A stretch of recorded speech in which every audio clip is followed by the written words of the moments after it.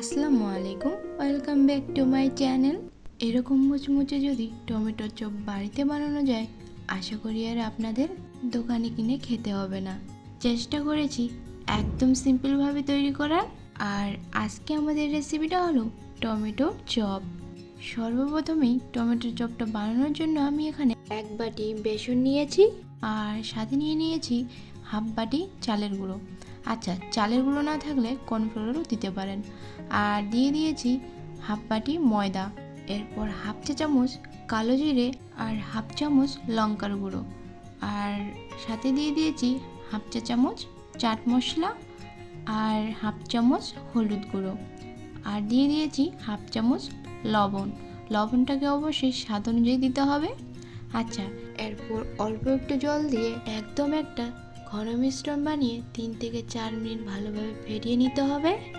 4 minute ভালোভাবে ফেটিয়ে নেওয়ার পর আবারও একটু জল দিয়ে মিশ্রণটাকে হালকা একটু পাতলা করে নিতে হবে। এখন আপনাদের দেখিয়ে দিচ্ছি মিশ্রণের ঘনত্বটা ঠিক কতটা হতে হবে। এবার এটাকে রেস্টে রেখে দিতে হবে 10 মিনিটের জন্যে। আচ্ছা, ততক্ষণে আপনাদের টমেটোর চপ বানাতে কী লাগছে সেটা একবার দেখিয়ে দিই। এখানে 3টে আমি টমেটো নিয়েছি। টমেটোটাকে ঠিক এইভাবে কেটে নিতে হবে। সাথে নিয়েছি একটা পেঁয়াজটাকে ঠিক এইভাবে কুচি কুচি করে কাটতে হবে। এবারে কেটে নিচ্ছি ধনেপাতা। আচ্ছা, এখানে আমি আগে থেকেই সেদ্ধ করে রাখা 3টে আলু নিয়েছি। এবারে আলুটাকে আমি একটা চামচের সাহায্যে গ্রেট করে নেব। ফাইনালি আলুটা আমার গ্রেট হয়ে গেছে। এবার আমি টমেটোর চপ বানানোর জন্য এই আলুর মিশ্রণটি তৈরি করে নেব। তো তার জন্যে কড়াইয়ের মধ্যে নিয়েছি সর্ষের তেল। তেলটা একটু গরম হয়ে গেলে এর মধ্যে দিয়ে দিচ্ছি পেঁয়াজ কুচি।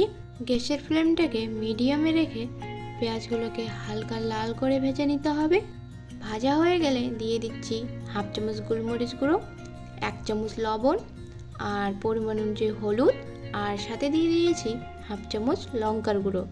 এবারে মশলাটা যাতে না পড়ে তার জন্য একটু জল দিয়ে মশলাটাকে ভালোভাবে মিশিয়ে নেব। এবারে দিয়ে দিচ্ছি ধনেপাতা কুচি দিয়ে ভালোভাবে নেড়ে চেড়ে এর মধ্যে দিয়ে দেব গ্রেট করে রাখা আলু।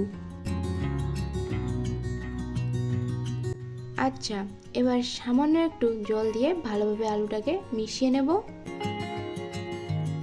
এবার দিয়ে দিচ্ছি থেতো করে রাখা আদা ও রসুন দিয়ে ভালোভাবে এটাকে একটু জল দিয়ে 3 থেকে 4 বার ভালোভাবে কষিয়ে নিতে হবে, যাতে আদা ও রসুনের গন্ধটা না থাকে। তবে আপনারা চাইলে পেঁয়াজের সঙ্গেই আদা ও রসুনটাকে ভেজে নিতে পারেন। আচ্ছা, এইদিকে আলুর মিশ্রণটি প্রায় কমপ্লিট। জলটা যখন শুকিয়ে এই পর্যায়ে আসবে তখন এটাকে নামিয়ে নিতে হবে। এবারে টমেটোর বীজগুলোকে একটা চামচের সাহায্যে বের করে নেব। টমেটোর বীজগুলো আপনারা ফেলে না দিয়ে যে কোনো তরকারি রান্নার কাজে ব্যবহার করতে পারেন।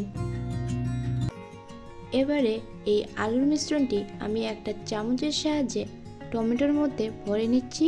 তবে আপনারা চাইলে এটা হাত দিয়েও করে নিতে পারেন। এক দিকটাতে ভরানো হয়ে গেলে অপর দিকটাতেও ঠিক একইভাবে আলুর মিশ্রণটি ভরিয়ে নেব। তবে কেউ না চাইলে এক দিকটাতেই আলুর মোড়ক দিয়ে ভরিয়ে নেওয়ার পর ভেজে নিতে পারেন, সেটা খেতেও খুব সুন্দর লাগে। একইভাবে সবগুলোকে আমি এখানে আলুর মোড়ক দিয়ে মুড়িয়ে নিয়েছি। এবার এক একটা চপের 2 পিঠ বেসনের মিশ্রণের মধ্যে ভালোভাবে ডুবিয়ে চুলোর আঁচটাকে লো টু মিডিয়াম রেখে গরম তেলের মধ্যে পাকোড়াগুলিকে ভেজে নেব। এক সাইডটা ভাজা হয়ে গেলে অপর সাইডটাকেও ঠিক একইভাবে ভেজে নিতে হবে। দেখতেই পাচ্ছেন টমেটোর চপগুলোর মধ্যে কি সুন্দর একটা কালার চলে এসেছে।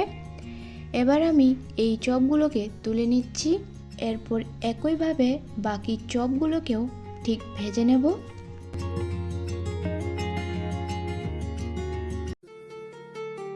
আশা করি সম্পূর্ণ রেসিপিটা আপনাদের নিশ্চয়ই ভালো লেগেছে। যদি ভালো লেগে থাকে তাহলে কমেন্টের মাধ্যমে আমাকে জানাতে একদম ভুলবেন না। আর ভিডিওটিতে একটি লাইক দিয়ে চ্যানেলটিকে সাবস্ক্রাইব করে আমার পাশে থাকবেন। আর যারা যারা সাবস্ক্রাইব করেছেন তাদেরকে অসংখ্য ধন্যবাদ। আবারও দেখা হবে নতুন একটা রেসিপির সাথে। ততক্ষণে ভালো থাকবেন, সুস্থ থাকবেন। আল্লাহ হাফিজ।